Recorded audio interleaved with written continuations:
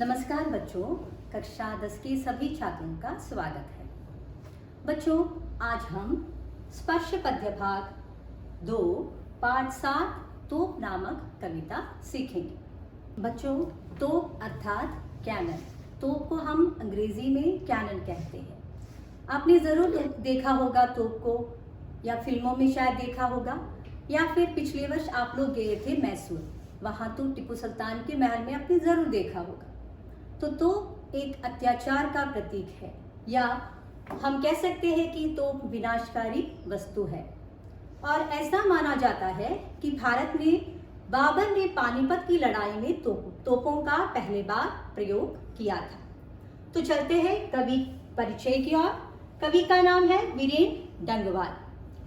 वीरेन डंगवाल के बारे में हम अगर कहते हैं तो उनका जन्म 5 अगस्त 1947 को हुआ था और वह उत्तराखंड टिहरी गढ़वाल जिले में हुआ था। उनकी आरंभिक शिक्षा नैनीताल में और उच्च शिक्षा हुई थी इलाहाबाद में। उनके कविता संग्रह इसी दुनिया में दुष्चक्र में सृष्टा, और वे श्रीकांत वर्मा पुरस्कार और साहित्य अकादमी पुरस्कार से सम्मानित है। उनकी मृत्यु 28 सितंबर 2015 को हुआ था। बच्चों, चलो देखते हैं कविता एक नज़र में। प्रस्तुत कविता में प्रतीक और धरोहर का चित्रण किया गया है और कवि बताते हैं कि जनमत के सामने बड़ी से बड़ी ताकत भी नहीं टिकती। तो यहाँ प्रतीक और धरोहर, प्रतीक अर्थात निशानी यानी कि सिंबल, और धरोहर है विरासत में प्राप्त वस्तु। विरासत में प्राप्त वस्तु को हम यानी कि पूर्वजों से प्राप्त वस्तु, ऐसी वस्तुओं को हम विरासत में प्राप्त वस्तु कहते हैं। तो एक प्रतीक और धरोहर ये 2 प्रकार के होते हैं। पहला वे जिन्हें देखकर या जिसको पाकर हम समझ लेते हैं या हमें जानकारी प्राप्त होते हैं कि हमारे पूर्वजों की प्राचीन उपलब्धि क्या क्या थी, या उनकी प्राचीन उपलब्धियों के बारे में हम जान सकते हैं। और दूसरा वे जो हमें बताते हैं कि हमारे पूर्वज से कब क्या गलती हुई हो और आगे चलकर हमारे देश की कई पीढ़ियों को गहरे दुख और कष्टों का सामना करना पड़ा हो। और बच्चों, ईस्ट इंडिया कंपनी के बारे में तो आप सबने सुना है। आपने शायद इतिहास में पढ़ा होगा ईस्ट इंडिया कंपनी के बारे में। ईस्ट इंडिया कंपनी भारत क्यों आए थे? ईस्ट इंडिया कंपनी भारत आए थे व्यापार करने के लक्ष्य से। तो यहाँ पर कवि हमें यह भी संदेश देना चाहते हैं या हमें याद दिलाना चाहते हैं कि ईस्ट इंडिया कंपनी भारत आए थे व्यापार करने के लक्ष्य से।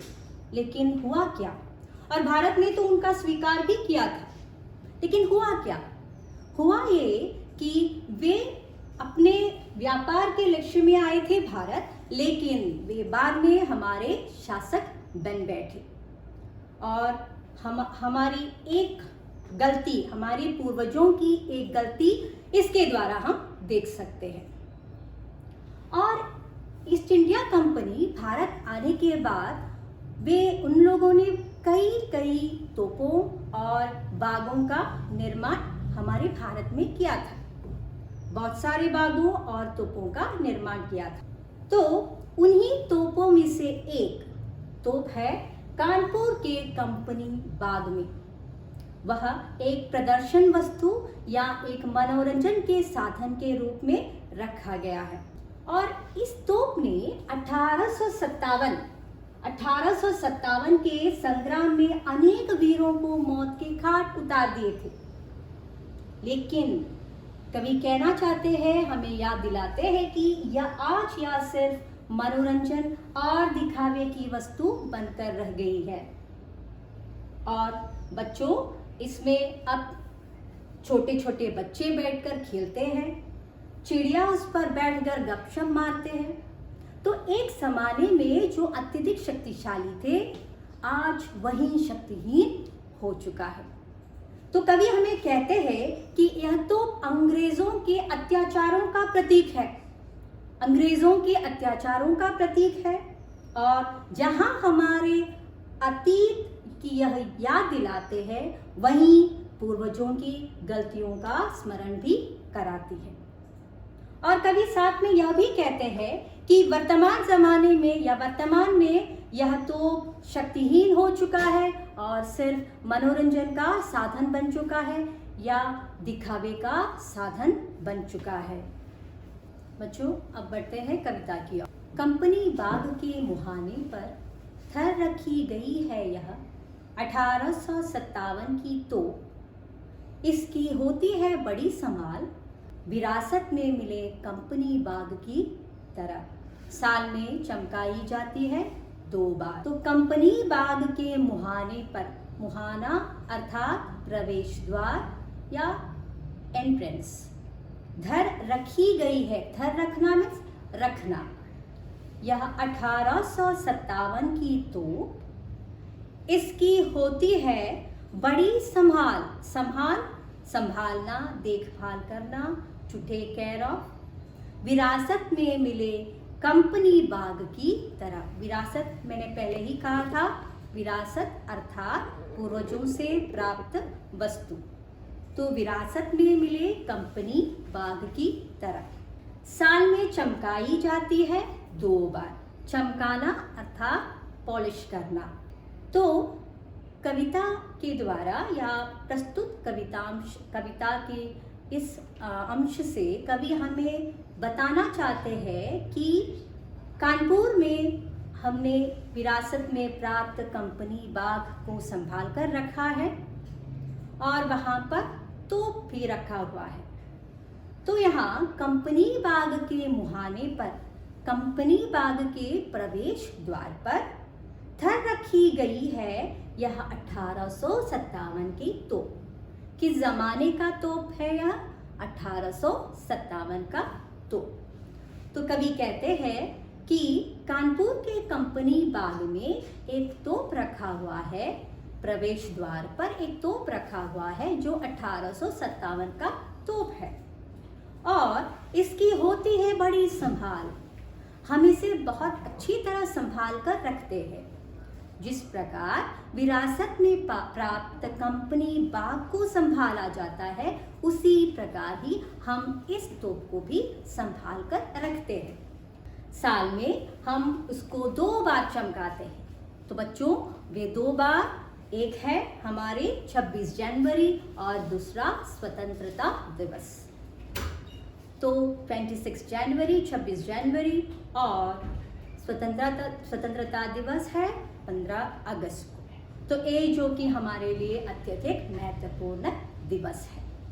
तो ये 2 दिवस ऐसे हैं जब यह तोप को संभाले जाते हैं या चमकाए जाते। तो कंपनी बाग के मुहाने पर थर रखी गई है यह 1857 की तोप। इसकी होती है बड़ी संभाल, विरासत में मिले कंपनी बाग के समान। तो जिस प्रकार हम कंपनी बाग को जो हमें विरासत में प्राप्त है उसको हम जिस प्रकार बना कर रखते हैं या संभाल कर रखते हैं उसी प्रकार हम इस तोप को भी संभाल कर रखते हैं और 2 बार चमकाए भी जाते हैं। दूसरा पद्यांश कुछ इस प्रकार है। सुबह शाम कंपनी बाग में आते हैं बहुत से सैलानी, उन्हें बताती है यह तो कि मैं बड़ी जबर। उठा दिए थे मैंने अच्छे अच्छे सुरमाओं के थज्जे अपने ज़माने में। सुबह शाम आप तो जानते हैं, सुबह शाम, रोज़ सुबह और शाम, मॉर्निंग एंड इवनिंग। कंपनी बाग में आते हैं बहुत से सैलानी। तो रोज़ बहुत से सैलानी तो आते होंगे कंपनी बाग को देखने, क्योंकि वह एक दर्शनीय स्थान है। तो वहाँ बाग में घूमने वाले यात्री भी आते हैं जिसे हम सैलानी कहते हैं, जिसको हम सैलानी कहते हैं।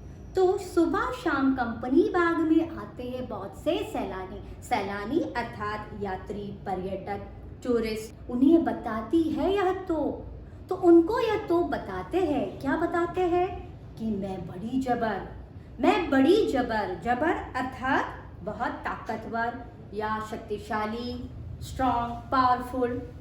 मैं बड़ी जबर उठा दिए थे मैंने अच्छे अच्छे सुरमाओं के धज्जे अपने ज़माने में।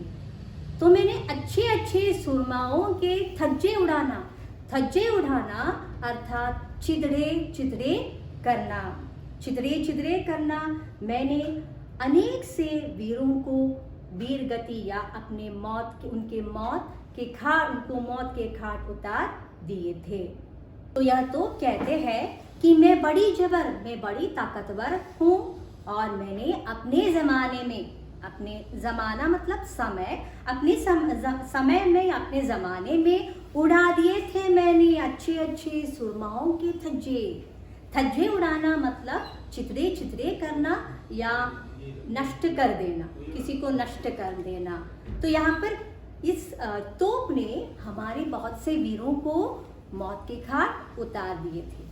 तो यह बहुत अहंकार होकर या गर्व के साथ कहते हैं उन यात्रियों को जो उन्हें देखने आते हैं, उन यात्रियों को ये बहुत गर्व के साथ कहते हैं कि मैंने बहुत से लोगों को, यानी कि हमारे वीरों के, हमारे भारत के अनेक वीर योद्धाओं के जान लिए थे या उनको मौत के घाट उतार दिए थे। तो आगे चलते हैं। अब तो बहरहाल, तो बच्चों इतने एक ज़माना ऐसा था जब यह तोप अत्यधिक शक्तिशाली था, लेकिन आगे वर्तमान समय में क्या हुआ? वर्तमान समय में इसका हाल अत्यधिक बुरा हो चुका है। तो देखते हैं। अब तो बहरहाल छोटे लड़कों की खुदसवारी से अगर यह फारिग हो तो उसके ऊपर बैठकर चिड़िया ही अक्सर करती है गपशप। कभी कभी शैतानी में वे इसके भीतर भी घुस जाते हैं, खासकर गौरैये। तो अब तो बहरहाल हो चुका है। तो यहाँ पर कवि कहते हैं कि अब इस तोप का बुरा हाल हो चुका है। छोटे लड़कों की खुदसवारी से अगर यह फारिग हो, फारिग होना मतलब फ्री होना, खाली होना। तो खुदसवारी यहाँ पर छोटे बच्चे जो उसके ऊपर बैठकर खेलते हैं उसको यहाँ पर कवि ने खुदसवारी कहा है, हॉर्स राइडिंग। अगर यह फारिग हो, फारिग होना अर्थात खाली होना या फ्री होना, तो उसके ऊपर बैठकर, उसके ऊपर बैठकर चिड़िया ही अक्सर करती है, अक्सर मतलब ऑलवेज करती है गपशप। गपशप माने बातें करना, आपस में बातें करना, बातचीत करना। कभी कभी शैतानी में वे इसके भीतर भी घुस जाते हैं। तो शैतानी अर्थात नॉटी, तो कभी कभी तो शैतानी में ये इसके भीतर अर्थात अंदर भी घुस जाते हैं। घुसना टू एंटर, खासकर गौरैये, स्पेशली गौरैया स्पैरो। तो अब तो बहरहाल हो चुका है। तो अब इस तोप की स्थिति क्या है? तो यहाँ कवि कहते हैं कि अब ऐसा ज़माना आ चुका है कि इस तोप की शक्ति नष्ट हो चुकी है। जो एक ज़माने में अत्यधिक शक्तिशाली थे, बड़े से बड़े वीरों को भी मौत के घाट उतार दिए थे, ऐसा तो उसकी शक्ति सब कुछ नष्ट हो चुकी है। और अब तो बहरहाल बुरा हाल हो चुका है इस तोप का। छोटे लड़कों की खुदसवारी से अगर यह फारिग हो, छोटे बच्चों की खुदसवारी, छोटे बच्चे इस पर बैठकर, उसके लिए यह एक खेल के वस्तु बन चुकी है। तो इसके ऊपर बैठकर बच्चे खेलते हैं, तो खुदसवारी करते हैं। और जब बच्चे यहाँ से जाते हैं, यानी कि खुदसवारी करने के बाद जब बच्चे यहाँ से चले जाते हैं, तो तुरंत कौन आकर बैठते हैं? तुरंत छोटे छोटे चिड़िया आकर इस पर बैठते हैं। और कभी कभी तो शैतानी में वे उसके अंदर भी घुस जाते हैं। तो यहाँ कवि कहना चाहते हैं कि एक ज़माने में जो बड़े जो शक्तिशाली थे, आज उसका सारा शक्ति नष्ट हो चुकी है और वह शक्तिहीन हो चुका है और सिर्फ मनोरंजन का साधन और प्रदर्शन वस्तु बन चुका है। और यहाँ हम कवि ने इस छोटे बच्चे और चिड़िया के द्वारा आम जनता, यानी कि ये बच्चे और चिड़िया आम जनता के प्रतीक है। आम जनता जो वीर योद्धा भी एक जमाने में इस तोप से डरते थे, लेकिन आज आम जनता तक इस तोप से डरते नहीं। इसलिए कवि कहते हैं कि बच्चे और चिड़िया जो कि छोटे हैं वे भी इससे नहीं डरते, वे निडर होकर इसके ऊपर बैठते हैं और इसके अंदर घुस जाते हैं।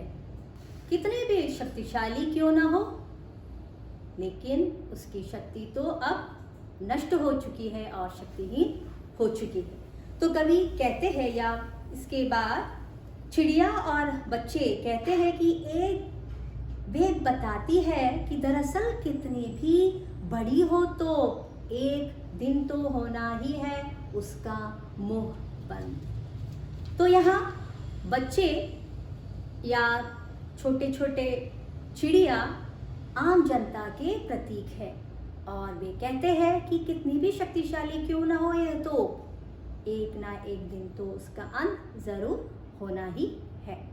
तो कवि यहाँ कहना चाहते हैं कि कोई भी अत्याचारी कितना भी शक्तिशाली क्यों ना हो, कोई भी अत्याचारी कितना भी शक्तिशाली क्यों ना हो, एक ना एक दिन तो उसका अंत जरूर होता है। अत्याचार की भी एक सीमा होती है और ऐसी शक्ति जो अत्याचार से प्राप्त हो वह नश्वर होती है। तो बच्चों, हम भी अत्याचार के विरुद्ध लड़े और हिम्मत से आगे बढ़ते हैं। तो अब देखते हैं तोप के भावार्थ, विस्तृत भावार्थ हम देखते हैं।